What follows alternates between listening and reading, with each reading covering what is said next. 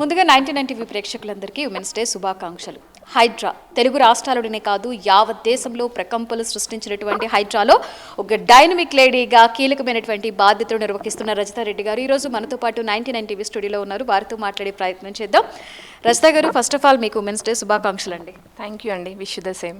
Okay, Rajitha గారు చెప్పండి, అంటే రాజకీయాలని లేదు, లేకపోతే ఏ రంగంలోనైనా కూడా ఆడవాళ్ళు మగవాళ్ళతో సమానంగా దూసుకెళ్తున్నటువంటి ఈ రోజుల్లో ఆడవాళ్ళు అంటే అన్ని విధాలా కూడా సమానమైన హక్కులు పొందుతున్నారంటారా, లేకపోతే ఇంకా మీరేం చెప్పాలి అనుకుంటున్నారు ఇప్పుడు ఉన్నటువంటి ఈ ఆడవారికి? అంటే ఇప్పుడు అన్ని రంగాల్లోనూ సమాన హక్కులు అంటే కొన్ని విషయాల్లో పొందుతున్నారు, కొన్ని విషయాల్లో పొందలేకపోతున్నారు. వాళ్ళు ఇండివిజువల్గా చేసే వాటికి మాత్రం పొందుతున్నారు. ఎలా అంటే ఇప్పుడు వాళ్ళు ఏదైతే ఎంచుకున్న రంగం ఉంటుందో దాంట్లో డాక్టర్ కానీ, మన ఇప్పుడు డాక్టర్స్ అవుతున్నారు, కొంతమంది పోలీసులు అవుతున్నారు. వాటిలలో ఏంటంటే వాళ్ళు ఇండివిజువల్గా తీసుకుంటారు. వాళ్ళు తీసుకునే ఈ రాజకీయాల విషయాలకు వస్తే మాత్రం వాటిలలో మినిస్టర్స్ కానీ, వీళ్ళైతే మన మినిస్టర్స్ ఉంటారు కదా, వాళ్ళు ఏంటంటే బ్యాక్గ్రౌండ్ నుంచి హస్బెండ్స్ ఏదైతే చెప్తారో హస్బెండ్స్ అనేవాళ్ళు బ్యాక్గ్రౌండ్లో ఉండి వర్క్ చేస్తుంటారు. వీళ్ళు మాత్రం ఫ్రంట్లో కనిపిస్తుంటారు. వీళ్ళు ముందు కనిపిస్తారు, వెనకాల మాత్రం నడిపించేది వాళ్ళే. సంతకాలకి పరిమితం అవుతున్నారు. కాకపోతే అలా కాకుండా వాళ్ళు ఓన్ డిసిషన్స్ తీసుకొని మహిళల కోసం ఏవైనా స్కీమ్స్ తీసుకొచ్చి ముందుకొచ్చి కొంచెం మనము ఏదైనా మహిళలకు చేయాలి అని వాళ్ళ ఆలోచన వచ్చిందనుకోండి, ఇంకా కొంచెం మన ప్రభుత్వంలో మార్పులు తీసుకొస్తే సమాజానికి ఏదైనా ఉపయోగపడుతుంది. ఇప్పుడు అమ్మాయిల విషయంలో కూడా చాలా జరుగుతున్నాయి కాబట్టి ఏదైనా ఒక చట్టం రావాలి. ఇంకొకటి ఏంటంటే ఇప్పుడు సోషల్ మీడియాలో యాప్స్, ఇన్స్టా, ఫేస్బుక్, ఇంకా స్నాప్చాట్ అవి ఇవన్నీ పిల్లలు వాడుతున్నారు. ఆ ఫోన్లలో వాడుతున్నారు కదా, వాళ్ళకి ఒక 18 ఇయర్స్ అట్లా లిమిటెడ్, 18 ఇయర్స్ దాటిన తర్వాత వాళ్ళు ఇవన్నీ చూడొచ్చు, ఇవన్నీ అలో చేయొచ్చు అనేది ఒకటి ఉంటే బాగుంటుంది. ఇప్పుడు మనకి వేరే స్టేట్స్లో కూడా చూస్తున్నాం, బ్యాన్ చేస్తున్నారు సోషల్ మీడియాని. 18 ఇయర్స్ ఏజ్ లిమిట్ పెట్టారు. అలా మన దగ్గర కూడా లిమిట్ పెడితే బాగుంటుంది. ఇంకా పిల్లలు ఏం చేస్తున్నారు ఏంటి అనేది కూడా తల్లిదండ్రులు అప్పుడప్పుడు చూస్తూ ఉండాలి.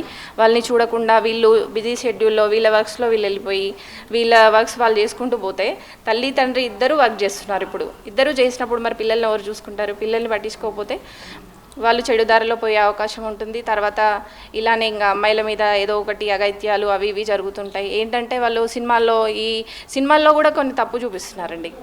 సినిమాల్లో ఇంకా సీరియల్స్లో కూడా తప్పు చూపిస్తున్నారు. అలాంటివి కాకుండా కొంచెం మంచి సమాజానికి ఉపయోగపడే సినిమాలు తీసి అలాంటివి ఉంటే ఇంకా కొంచెం పిల్లలు కూడా నేర్చుకొని మంచి ఆలోచనలు, మంచి ప్రవర్తన తెచ్చుకుంటారు వాళ్ళు. మ్యామ్, మనం చూసుకుంటే ఇప్పటికీ అంటే ఇంత డెవలప్ అయినటువంటి ఈ కాలంలో కూడా ఇప్పటికీ కూడా ఎక్కడో ఒక చోట లేడీస్ అనేవాళ్ళు వేధింపులకి గురవుతూనే ఉన్నారు. కొంతమంది ధైర్యం చేసి బయటికి రాగలుగుతున్నారు, కొంతమంది మాత్రం ఇప్పటికీ చాలా చోట్ల భయపడుతున్నారు. పరువుకో లేకపోతే ఇంకా అంటే ఆఫీస్లో తనకున్నటువంటి పదవి ఏమవుతుందో అని చెప్పేసి భయపడుతున్నారు. సో అటువంటి వాళ్ళకి మీరు ఏం చెప్పాలి అనుకుంటున్నారు?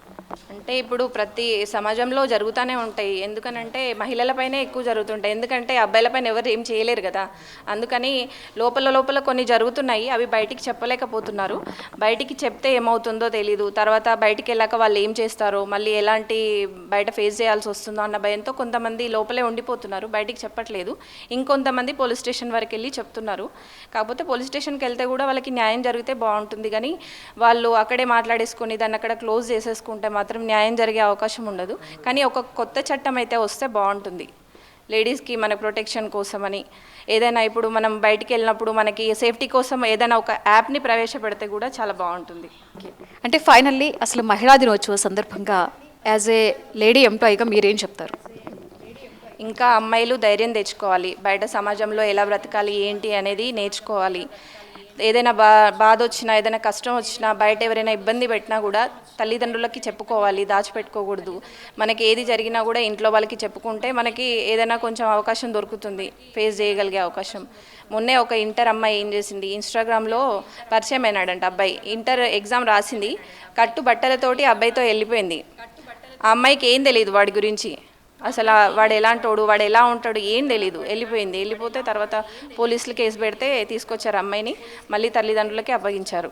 అంటే అమ్మాయిలు అలా గుడ్డిగా వెళ్ళిపోకుండా కొంచెం ఆలోచించాలి. ఎందుకంటే చదువుకుంటున్నాం, బయట ఎలా జరుగుతుంది ఏం జరుగుతుంది అనేది చూస్తున్నాం కాబట్టి కొంచెం జాగ్రత్తగా ఉంటే బాగుంటుంది.